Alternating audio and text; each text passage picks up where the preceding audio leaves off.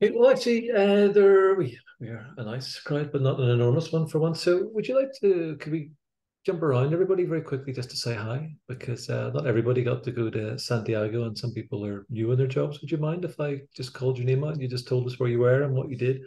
I'm Nicholas Allen in the Wilson Center at the University of Georgia. Hillary, would you mind sharing with us?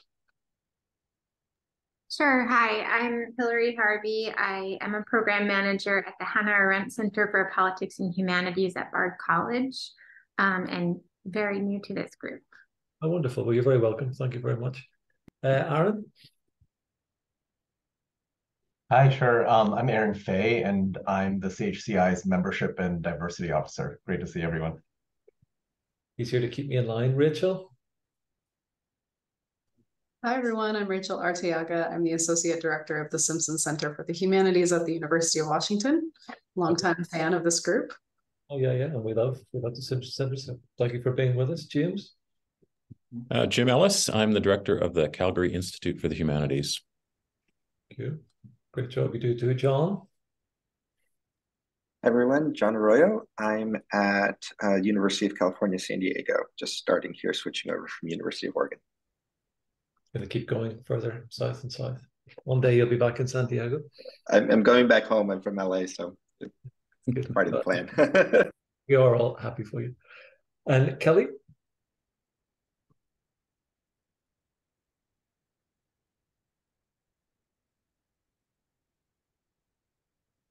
I'll go to Guillaume because I might be reading a name at my distance. Guillaume? You asking me? Yeah. I'm Guillaume Rattel. I'm the Executive Director of CHCI, joining you from Madison, Wisconsin. Preeti? Hi, I'm Preeti Kanakamedla. I teach at the City University of New York, and I'm heading up a new public scholarship initiative even with Kendra Sullivan at the Graduate Center. Oh, wonderful. Great. We look forward to hearing more about that. Thank you very much. Jamie? Hi, I'm Jamie Goodrich. I'm the Director of the Humanities Center at Wayne State. Fabulous. Thank you. Lisa? Hi, I'm a Community Outreach Program Manager at CU Boulder. So I'm joining you from Boulder, though it's not snowing yet. I'm actually a social scientist, but ever since I started with the office, I have worked to connect and do things with humanities and arts faculty here for working with the public. Like we have an exhibition up at the state capitol right now that's a collaboration of artists and scientists. And I've also, for the past 6 years, developed a program called Engaged Arts and Humanities Student Scholars with graduate students that I'm now working to transition over to the Center for the Humanities and Arts. And so Jennifer invited me to this group and glad to be here. Good. No, thank you. We all love the work that you do out there, and you have the most appealing background of anyone here. So thank you very much. And the projects sound terrific too. We must get you to tell us more about those in the future. So thank you. And Professor Sullivan, forgive me. Hi, I'm Kendra. It's good to be here today. I am the director of the Center for the Humanities at the CUNY Graduate Center, and excited to share a little bit about a survey that we've been running lately with a couple of colleagues further afield around publicly engaged publishing practices. So you'll hear from me more in a little bit. Thanks very much. Thank you, Kendra. Forgive me for the misnomer at the start. No, I'm sorry. I tried to change my name, but I can't. I'm she, her, by the way, and I'm Kendra, Kendra, but I couldn't change my name in the participants list, so I apologize. Thank you. I've only recently acquired reading glasses, and it's not really working out for me, but thank you. All right, so we've a lot to talk about. It's lovely to be with you all. I wasn't at the annual meeting in the summertime, but I heard many good and interesting reports about it. So I just thought that we would start with a reflection if anybody wanted to share them, and if you don't, that's also fine. Just about your experience, in particular of the public humanities conversation that was part of the meeting that Aaron had gone to such great lengths to help us and organize, or even just any other general reflections about the annual meeting that we could share with Aaron and Guillaume, just thinking about next year, which is going to be in Berkeley, California at the end of May.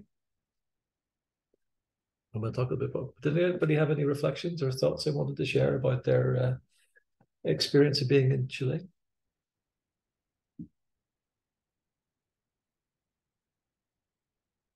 Okay, it was beginning to feel like one of my seminars where I ask at the start, did you like the book? And you're all going to look at me, but yeah. So Aaron has saved me, thank you. Student of the year, that the annual meeting next year is going to be on May 28th to June 1st. So I suppose we could move on and talk about what that's going to look like. We in the steering committee, and I should thank Ulka and John, Jessica, Joshua, James, Teresa, and Kylie for all the work that they do. I've been talking about what it might look like next year in the annual meeting to have a Public Humanities Network set of events in the main program. And after talking with Aaron, one of the thoughts we were thinking of was that maybe could we have a set of virtual conversations early in May that might be around a particular theme, and that whenever we got to Berkeley, there might be a bit more social time and some engagement with local nonprofits or other centres around the university that would talk about issues, conversations, thoughts, projects that they had in that area, not necessarily just in the university, and we could talk about that whenever we got to campus. So it's kind of like part of the conversation that was about our shared practice intellectually in terms of thinking about specific projects and ideas happened before we got to California, and then we got to California, what we did together would be related to the experience of actually being in California as opposed to going to California and talking about elsewhere. Does that make sense? Do you like that kind of idea or format? Yeah. Sounds good to me. I like the two-part business. I mean, I know that you've been less enthusiastic about us talking about our projects in a way and more interested in the site where we are. And so I think it's good that we've got both things going on here. Sounds very productive. I'm enthusiastic with everything you do, and it's not my direction, but I just think whenever we go to these places, or we go to any place, the energy partly comes from the place, and it seems to be appropriate the public humanities to be engaged with that. Any other thoughts on those lines? Now, one other thing to think, we were thinking, and we could also send an email about this and you could respond to us, but we were thinking around the idea of community, and we had a bit of conversation in the steering community. We were thinking about a first set of words that came out was invisible communities, but that wasn't right because that was issues of seeing and transparency and legibility. But we were trying to think about some form of words that would describe the expanded senses of community engagement that you all have in your various ways in your projects, that we could maybe encapsulate in a couple of words that could then become the call for the virtual session, and then might be the way that we could describe what we were looking for when we went to Berkeley. So if you could, we can talk about now, I'd love to, about forms of community that we might address as our motif for the conversation. And then if any of you have an experience of the West Coast or of Northern California in particular, or San Francisco, or even more particularly, or again in that Berkeley in the Bay Area, of nonprofits or of groups or of research projects that you were aware of, we've been thinking about it a little bit, but if you know anyone, share them now if you know any, but would you ever think about that and share that with us? We'd love to have gone somewhere, but it seems like it's kind of a hassle to get from campus to other places, but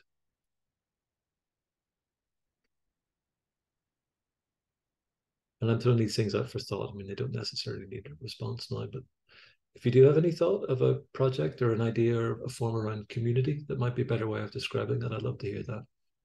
Please do, Tanya. I'd love to hear you talk. Just disclaimer, I went to UC Davis, and that's where I started doing digital storytelling. But there's like an ongoing project. It's called Humanizing Deportation, and it's the largest archive of deportee stories.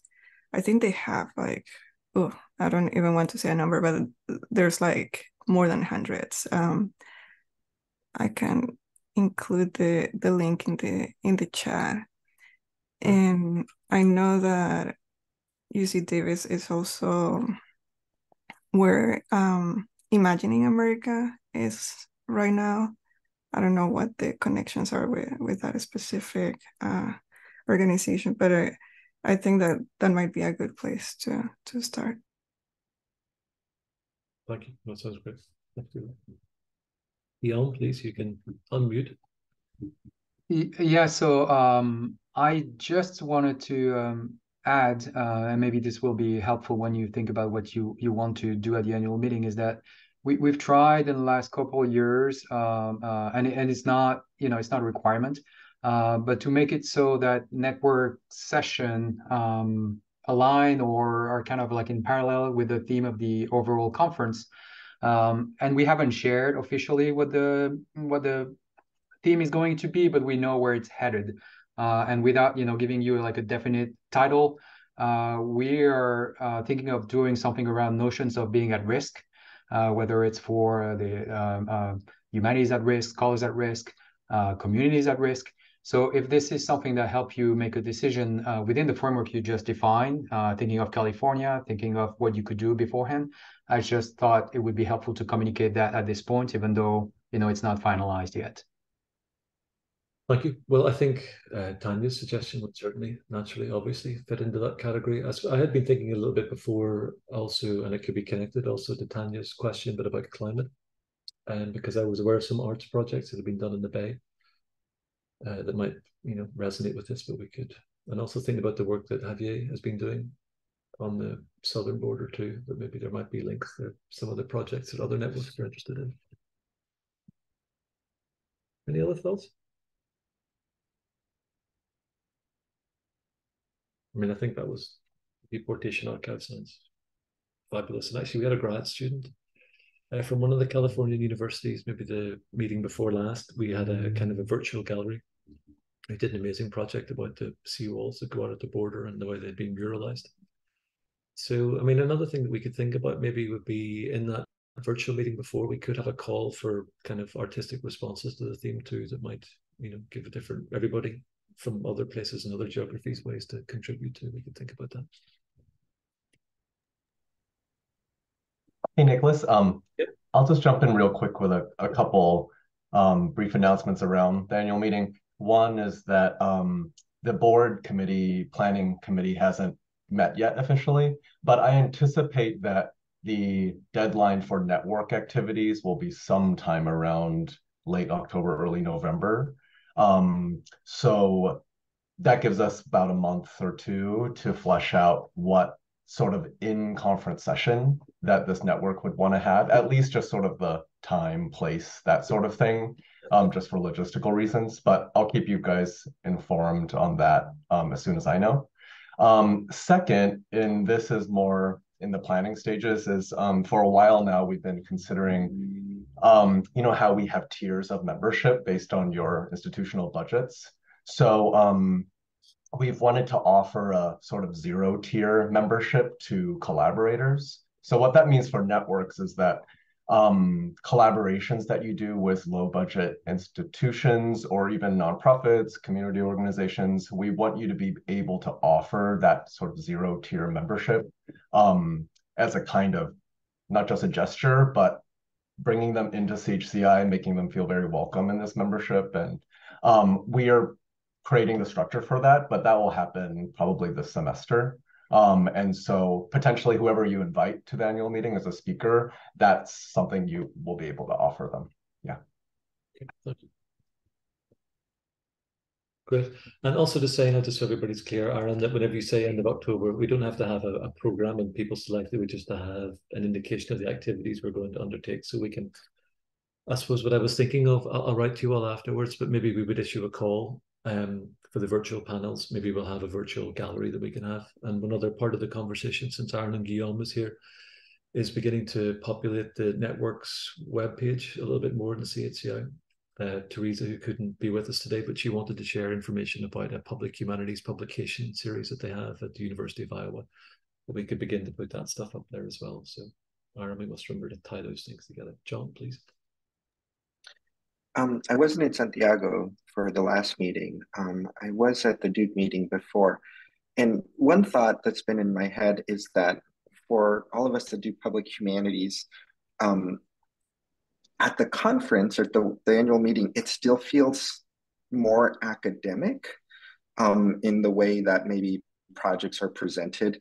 Is there a way that maybe the Berkeley meeting could, now that we're talking about sort of bringing in other groups, could we like pair someone who maybe was a community collaborator on a public humanities project as a respondent, less the scholar, academic, they could be up there too, but in a way to say, let's tell you now how this project on the public facing side has had impacts on policy, on other institutional change, on other things like that. And we actually hear it from the community group themselves. Because maybe that's the part where we're missing. We've done something, we have an interesting website, it's visual, but it's on our university websites, but we're missing the part about where has it gone after that. And if people have reactions, like this is something that could have helped. I just finished a documentary project. And if someone were to respond, they might say things like, someone asked, did you do a curriculum? I'd say, wish I had the money to do that in the time, but I like the idea, something to think about in the future. Or are there free ways or other ways that I can figure this out? And so it might be a next step kind of process, but I feel like the Bay Area, I spend half my time up there with my husband, is uniquely oriented towards that kind of conversation, maybe.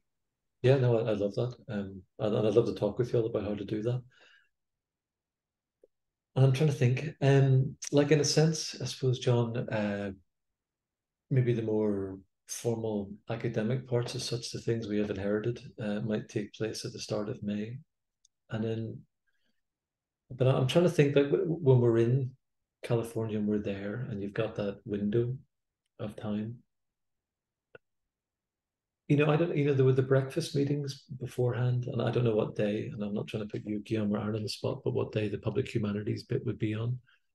But maybe some further conversations connected to whatever it is planned for the actual slot in the conference, which could take these other forms, could be preceded by more informal meetings beforehand. Yeah, Guillaume, please. Yeah, so at this stage, I mean, these are very much the questions that are on our mind as we're working on the logistics. I was actually there last week looking at space and thinking about when we're going to start renting that space. So to me, it's a question of whether, and there's been back and forth on this from different networks about what they wanted. And we've tried several things. We've tried the pre-conference. We've tried to integrate the network meetings in the conference. I think at this point that we can work with you to see where your preference is. Now, I like very much what John was just saying. I'm very supportive of that. The question is, would you want that to be integrated in the conference to have a larger audience exposed to those kinds of exchanges that are less academic? Or would you prefer to do it as not a pre-conference, but before the keynotes on the first day, which is still an option at this point. So I think we need to work with you to see what is the best way of doing this, where that slot is going to be based on what your goals are. So it's very much still open for us at this point, although the earlier we can make those decisions, the better for our own planning, but we can talk about that. And can I ask you a question about the deportation archive? In as much, I don't mean to put you on the spot about it, but when they capture that information, do they capture it textually, or are they records of oral history, or do they translate it, the accounts, into multiple forms, I suppose? I think that they might have transcriptions of this. There's actually like a section on their website where there's like, they even like classify stories by topics. So that's specifically like for researchers to be able to find the stories that they're interested in. And they have several publications about the project. Not sure if that's necessarily what you're interested in. No, I'm just thinking about John mentioned the visual and the auditory and that sense of an experience of these recorded accounts that isn't just legible, but other ways and in other languages. Maybe would you all be happy enough if I reached out to them in UC Davis, asked them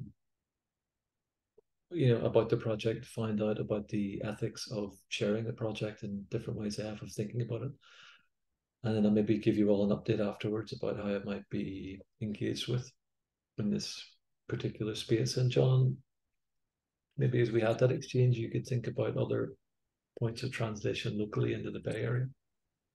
Yeah, I'll amend my comment in just that I know we're with the public humanities section of CHCI, so perhaps not everyone has that public facing value, but maybe it's a larger existential question for the broader CHCI because um, if um, if there was if the word public, if that orientation is a value set for the entire body, then I would say a pre-conference would maybe just make it not exclusive, but it would feel maybe more insular because I've gone to pre-conferences on like race and things like that in my disciplinary conference in urban planning. And then it feels like check mark, they did it. But if it's infused in the rest of it, it feels like, okay, they mean it across the board in the medical humanities, in the other humanities. And maybe there is still a space. I don't want to take someone away from the more traditional academic setting of being able to discuss these things, but what are the humanities in the 21st century? If they're not all public, then how does it survive? I guess is my question. Just in seeing how things are going. I totally. I think, in fairness, the prequel part of it was a sense of thinking about how. So there is space within the main conference for the Public Humanities Network. I suppose in thinking about the virtual meetings beforehand was a way of having some of our in-depth conversations about practice there, and then coming together with those conversations in our heads while we went and experienced something in Berkeley, and that the two were connected in that sense. I don't think the CHCI, thinking about crisis, wanted us to cause one. But yeah. Well, I'll write to you. I'll write to you about this. Okay. So I'll reach out to UC Davis. I'll keep talking with you, John. Some of you have written to me in the notes about having ideas about San Francisco. I'll send everyone in the network an email telling them about this conversation. And thinking about a call that would go out relatively soon if you wanted to share a project of your own that perhaps you did with a collaborator that you could talk about in this virtual set of meetings that would happen in a week early in May. And then I suppose there could be the capacity, if you were called to give a paper at that maybe your partner could be invited to come to the actual meeting in California. We could talk with the CHCI about what the funding for that would look like. And then we have the meeting in San Francisco, whereby we might get places that were locally rooted, but that have these transnational aspects and have the sense of community and crisis built into them. But we'll think about a way that you could experience that would be, I'm not going to say, it's not just academic, but that it could be experiential and place-based and engaged in just slightly different ways. And, in the ways that we actually all do in our centers, and then we don't do whenever we go to the conference meeting. So it's just trying to do, some of that center work there. Does that sound like a sensible summary? Kind of. All right. I'll write to you. Okay. So the next point then is thinking about something, well, actually connected but different. We've had a bit of a conversation within the steering committee about some kind of award or recognition or visibility for centers, institutes, and programs that model innovative, inclusive practice in the publicly engaged humanities. So there's a couple of impulses for this. I think now that this kind of work has been going on for 10, 20, I know it's been going on for longer than that, but has become formalized in institutional settings, that there's a set of practices which differ from place to place and internationally, but which might have some shared aspects, but that are actually quite hard to explain to university funders, foundations, administrators, and also quite hard to share across the short generational spans of directors and other things. So we wondered, by having some kind of visibility or award, and it would be to a center or to a project rather than to an individual or a person, could we begin to codify and evolve practices and achievements that we thought were worthy of sharing visibility of, and do it in a mindful way that wasn't just, you got a Mellon grant, you get an award. It's not that. But did you have a great idea? Did you put work in over a certain amount of time? Did you involve people in the co-making of research and practice? And then if you did, would you put your name forward? And then would we get an independent committee to look at that? And then would you get recognition, which could be then shared with the CHCI and at the national meeting? And that it would become a kind of, not exactly a certificate, but a sense of community celebration, and also a sort of again, standard's not quite the right word, but acknowledgement that you were trying to push things forward in a thoughtful way. What do you think of such a system?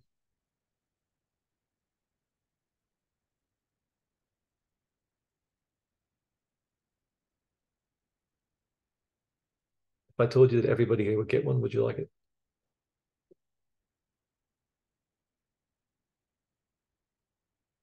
Do you think such a thing is a good idea to do for the network to do? It would be in the network's power. Kendra, thank you. And if you don't, please tell me, because we had different thoughts about this. We originally thought about giving it to directors, and then we soon came to think that was a bad idea. So it was a kind of a collective lifting up rather than an individual merit.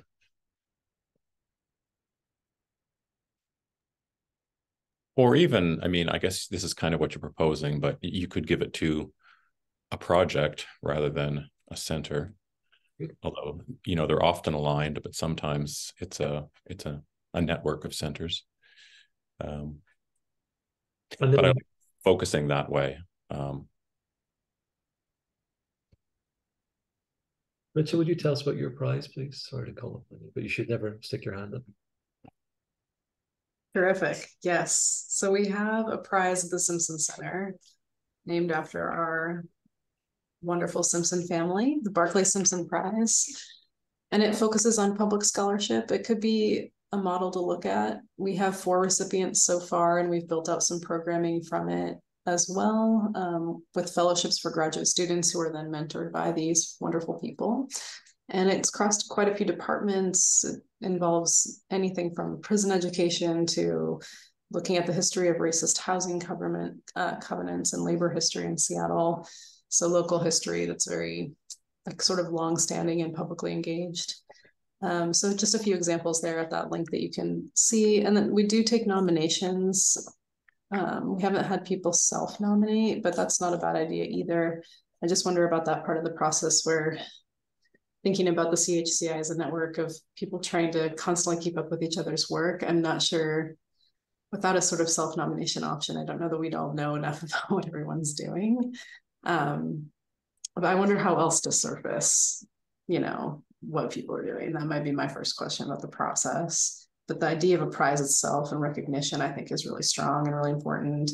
You can't do it too much. You can't honor this work too much, really. So to elevate it in that way, I think would be good. And that also lends itself as an idea to bringing the public humanities into the whole conference, because you can talk about that a few different times. You can feature that person's work in different ways throughout the conference such that it doesn't weigh down the programming, but it also balances it out and you don't have it partitioned, as John was saying, to just be something we do in this one particular day. It's work that gets honored multiple times.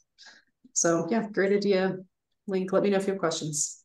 Yeah, no, thank you. Well, I might actually invite, and I'll send it to everyone, but any of you to take part in a little subcommittee to think about what the nomination process, and I think self-nomination is good, and also the process of, the opportunity for self-description in it, so that the last thing that we would want, or that I would like, could be that, big, well-funded centers would take precedence over, and I think that's kind of the impulse between Jim's idea about thinking about projects as opposed to centers, but equally there are centers in community colleges and other places that their work might be the basic support of people in their general activities, as opposed to a specific large-scale project. So again, we need to think about that. Maybe if we had a subcommittee, we could think about this. Aaron? Yeah, one brief recommendation is one model to consider would be that subcommittee be feeding a kind of advisory committee. One member could be like the NHA, which runs Humanities for All. They seem to have, their eye on these projects already, but around the world, you might have advisory members who could help with that nomination process and seek out smaller things to highlight. Thank you. All right, well then I will carry that. The motion passed for the Faye Rattel Memorial Prize to be inaugurated. But we might do that in even the next couple of weeks, because it's something maybe we could begin to award at this year's annual meeting. It'd be a good thing to do. So thank you. Great. Okay. Next point is. And I think there's a hand up too. Did I miss a hand up? I was going to add, this is Kendra speaking, just thinking about, the aims and methods of our public work and wondering about how folks in the smaller circle of brainstormers were thinking about honoring community partners alongside university actors. And, all the ways in which I can off the bat think of ways to sort of like incorporate that value into this particular expression of the work come with problems. So it's not like I'm offering any solutions, but like some things that come to mind are like, rather than self description or submitting our own names, like maybe there's a form that's very easy to share with collaborators and say, hey, this is something that's important to me in my field. Would you be willing to vouch safe on my behalf that I've performed in good stead alongside you as we pursued, parallel work streams, alternately an opportunity for community collaborators to actually get some recognition for the institutional change that they make possible, and maybe connecting some kind of prize and perhaps like public programming around their work. And so maybe then, like, if I were to present alongside my community partners, say I introduce them and I introduce the project and I talk about how,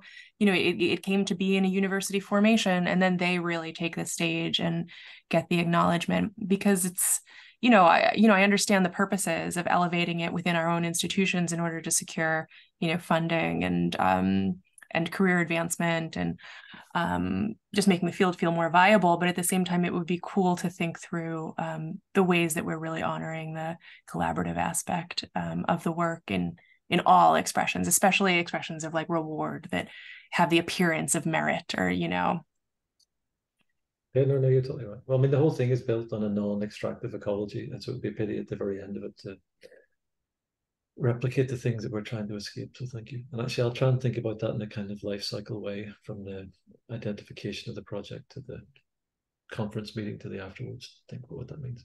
Thank you. So, okay. We haven't got tons of time. I'll keep moving. So we've got two major things that Tanya's going to give us a talk in a moment about her wonderful work. But just before that, Kendra is going to share a project you've been doing about saving the future of the humanities for all of us and finding us extra money. I believe that's the title. Oh dear. Oh, I can only disappoint after that introduction. But yeah, I'm here sort of in my colleague's stead. Not sure how to pronounce that word, but I'm here to share a project that we've been working on for the last 6 months or so. So let's see.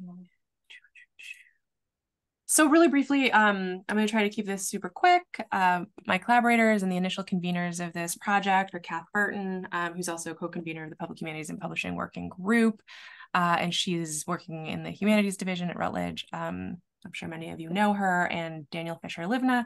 Also, I'm sure many of you know Daniel, Associate Professor at Hebrew Union College, Jewish Institute of Religion, and crucial to the founding of Humanities for All. So big friend and advocate to all of us here. I know she had an opportunity to introduce herself, but unrelated to this project, but absolutely crucial to the work that we do at the Center for the Humanities, is Prithi Kanakametala.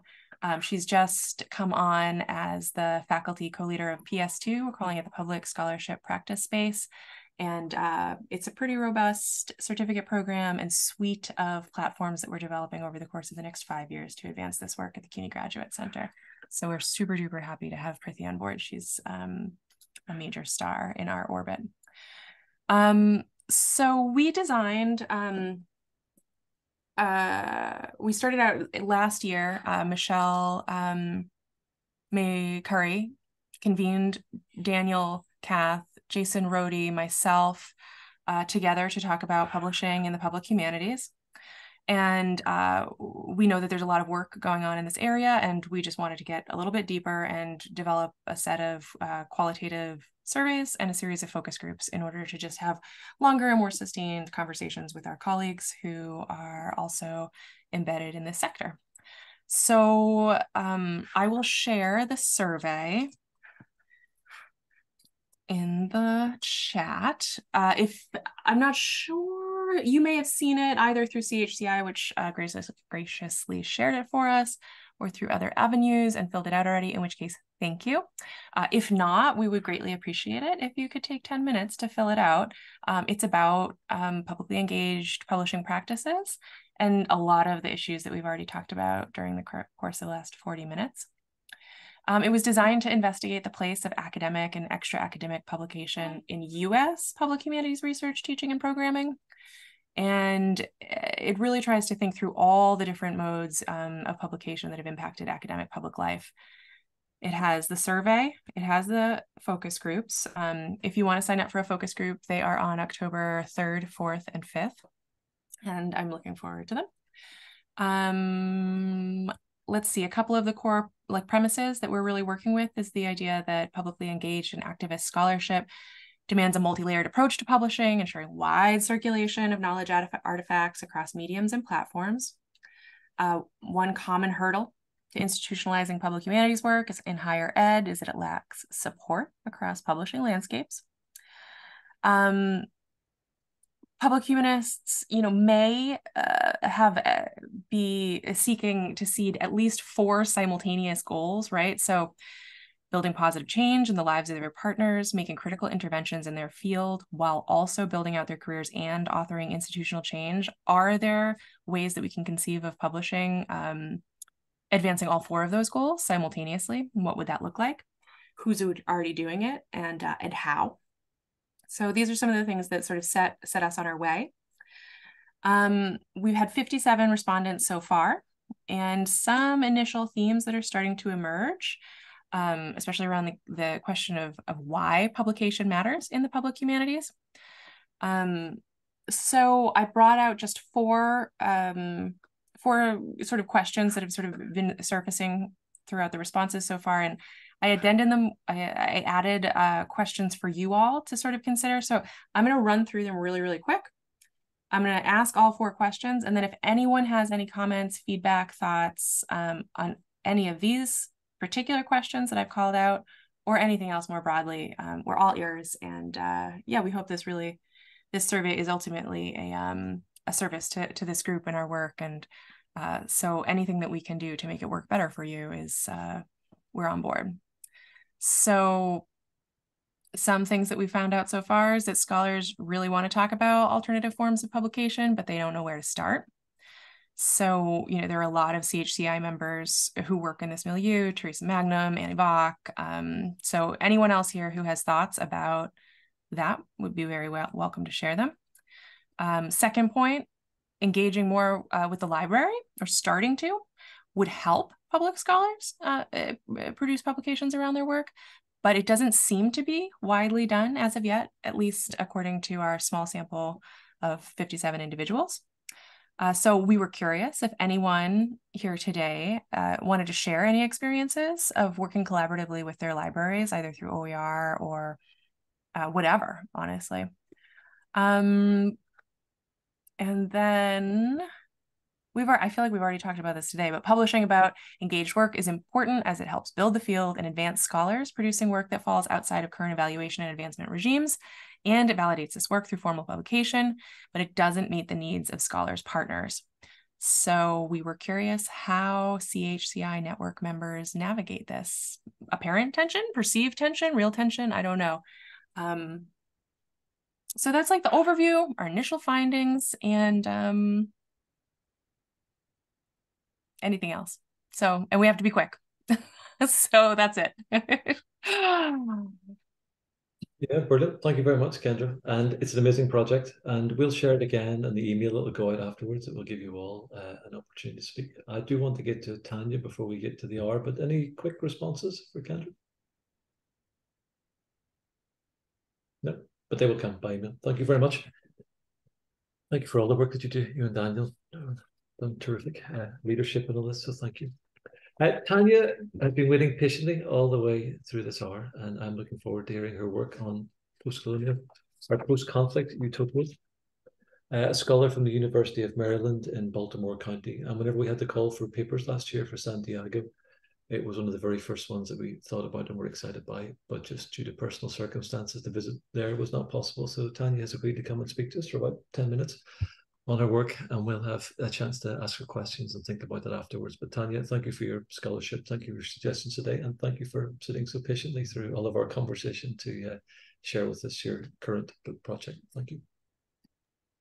Thank you all so much for giving me this space to talk about this. So I'm going to start sharing my screen. I was having technical issues before.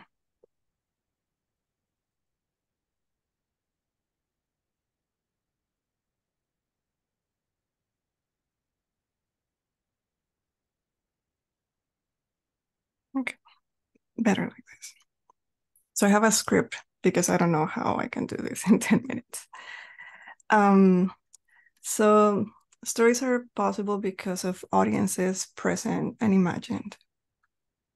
I first met María del Socorro Mosquera Pérez in 2008. She was part of a group of 9 women, las comisionadas de género.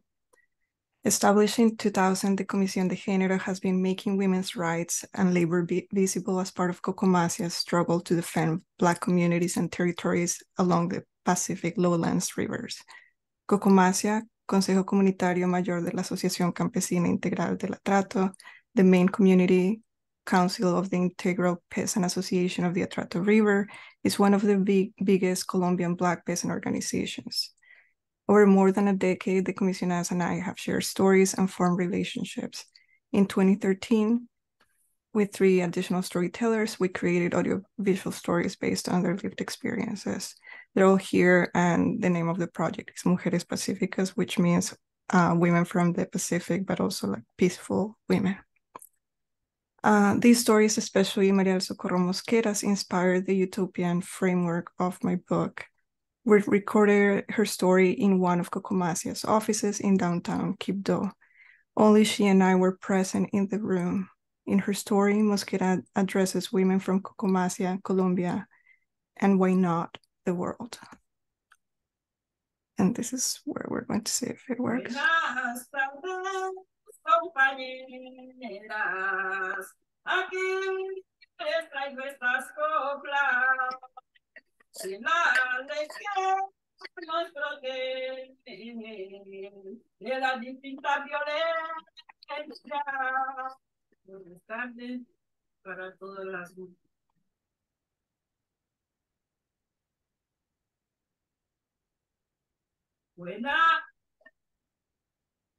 So you see now where the why not comes from, right? Like we were just her and I in a room, and she decided, why not? This is going to be a huge audience.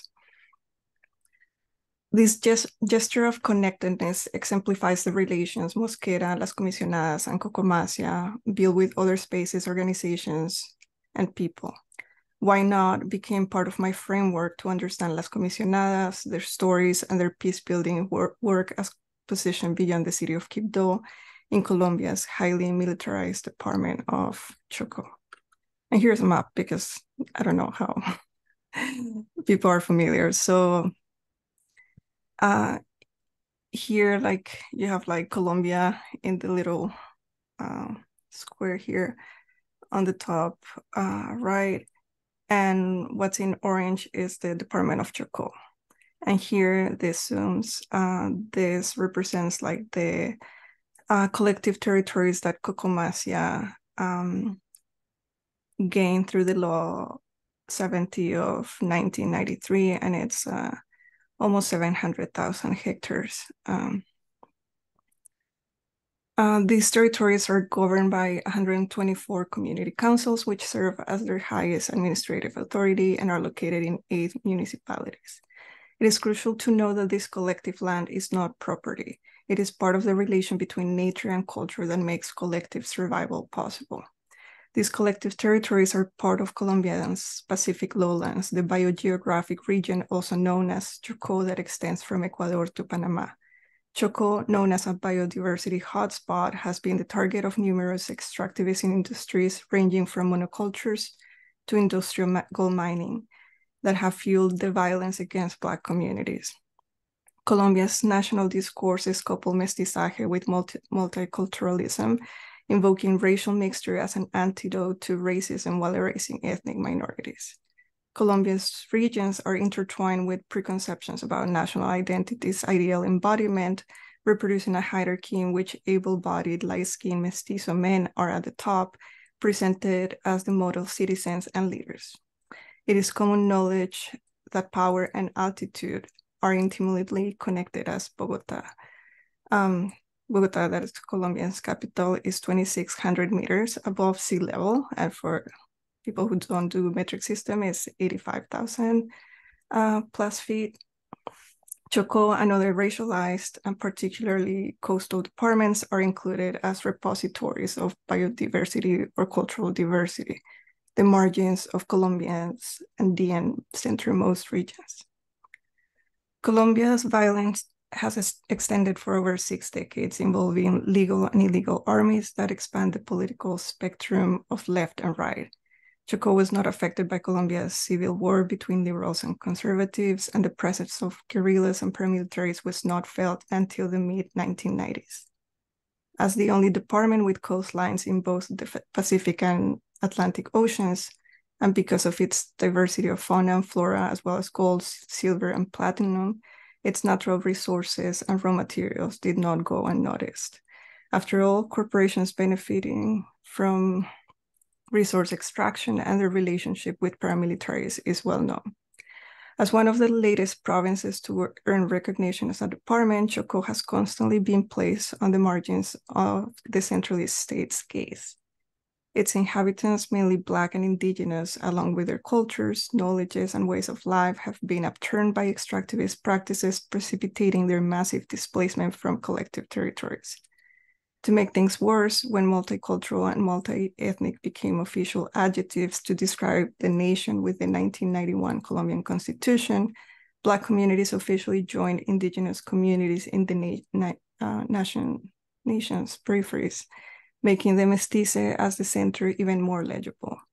Not surprisingly, when former President Cesar Gaviria Trujillo ratified the law that recognized Black communities as an ethnic group in Quibdó in 1993, he stated that la mayor riqueza que tiene el Chocó son sus gentes y sus bosques.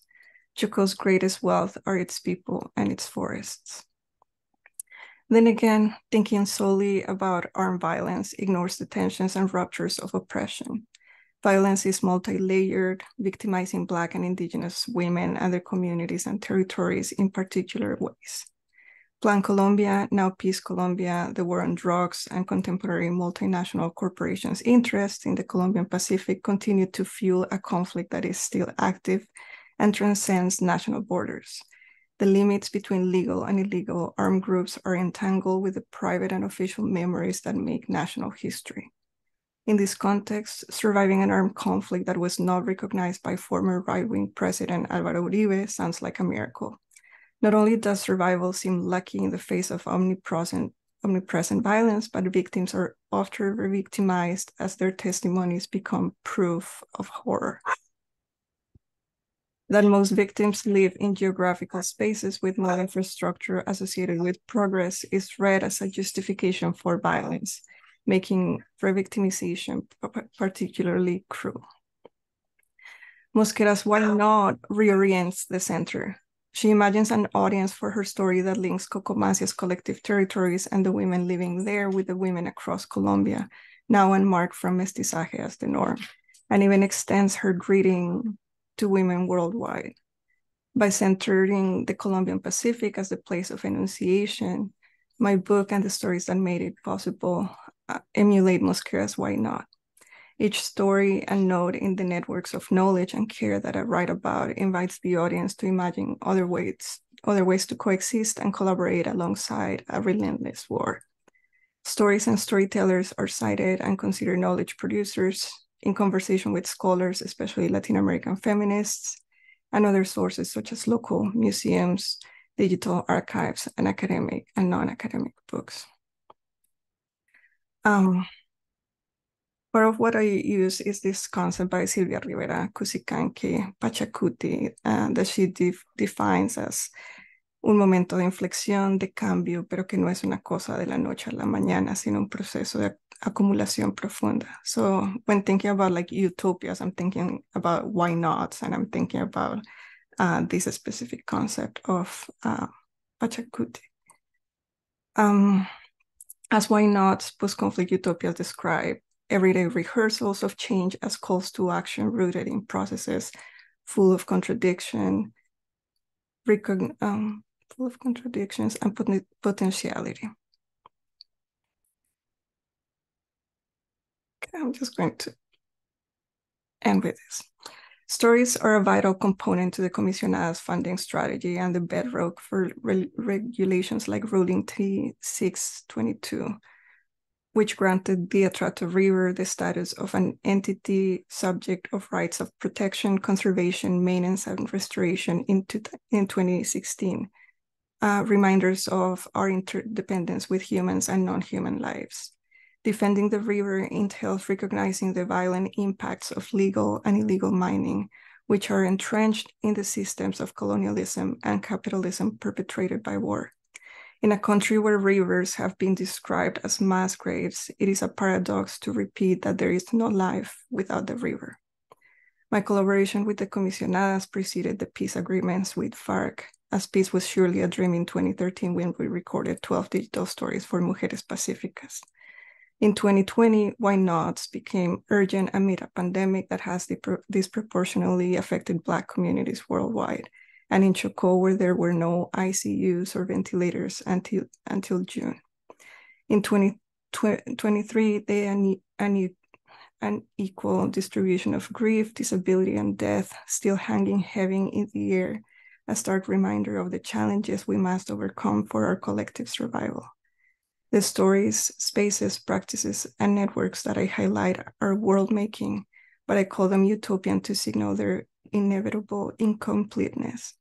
In a way, Mosquera and the storytellers and visionaries that share their time and knowledge with me invite us to unlock new possibilities for imagining future utopias and future collaborations to wish what is not yet here into existence. This is an invitation to dream the impossible together. So Maria Socorro composed and sang the song that you heard like in her story, but she also does all kinds of crafts too. Gracias.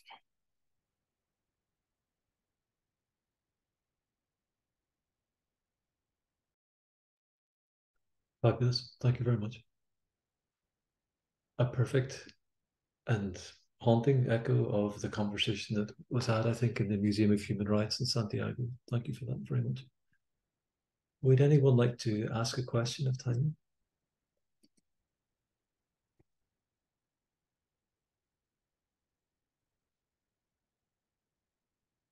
I had one question about composition and about how you are writing the book and how it might be different from books you've written before.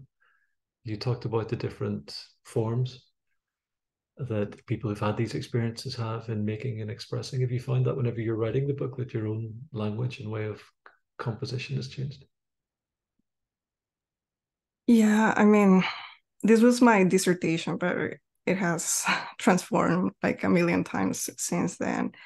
And the final version is just like a map of different utopias that I found out like in the way. So I just realized that there were like these networks that I didn't know about. One example is like I went to an international encounter of Women in Black, which is an anti-militaristic and feminist organization in Bogota. And I found one of the comisionadas there. And I realized that some of the organizations, regional and local organizations that they were part of, they were also part of like the Women in Black network. And then I also found like some like local museums that were also like trying to imagining something else, right? Like imagining Afrocentric stories and imagining like non-traumatic stories, like alongside violence. And those are like some of the examples. So yeah, I think that I went from writing about trauma to writing about utopias, just like following these networks. And yeah, it's a lot of utopias that I wouldn't have imagined before just like reading human rights reports. It reminded me a lot. There was a project that happened to be at the Architectural Biennale, and it was really focused around many different ideas of Afrofuturism, but there was a project about the Northwestern Territories of Australia and about extractivism, and they had created this kind of theatre about it. I should send it to you afterwards, when they staged these monstrous identities to express what had happened to these communities, but it was it resonated with me as you talked about that geography. We have time, I'm sure, for one more question, if anyone had one. Everybody's thinking, I know, and there are lots of compliments to your research and your expression in the notes. Anybody have a final question or thought? I'll just say thank you again. Thank you. It was very powerful. Thank you. Thank you all for the space and for being here. Space is always there for you, always. Thank you. Thank you.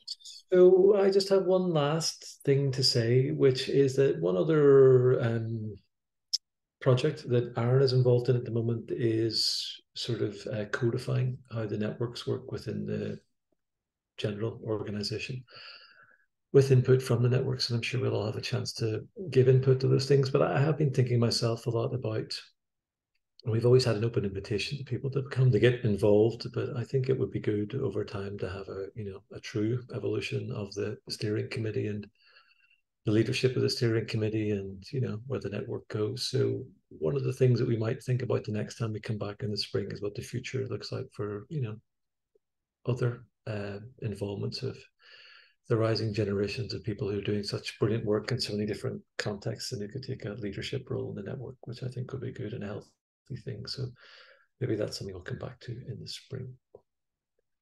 But I think I'll leave you in that thoughtful moment of reflection of Tanya's beautiful, powerful work, and to thank Kendra for the important infrastructural work that she's doing, to thank Aaron and Guillaume for humouring us all in the way that they so often do, and to seeing you all for the work that you do every day. Teresa, I did mention your press and your publications. I have done my duty. And John, in your new role, I wish you every success, but it's good to be with you. I'm very glad that, Hilary, you came to us from Bard today, but from Athens, Georgia, we send you peace and love, and I'll see you soon. Goodbye.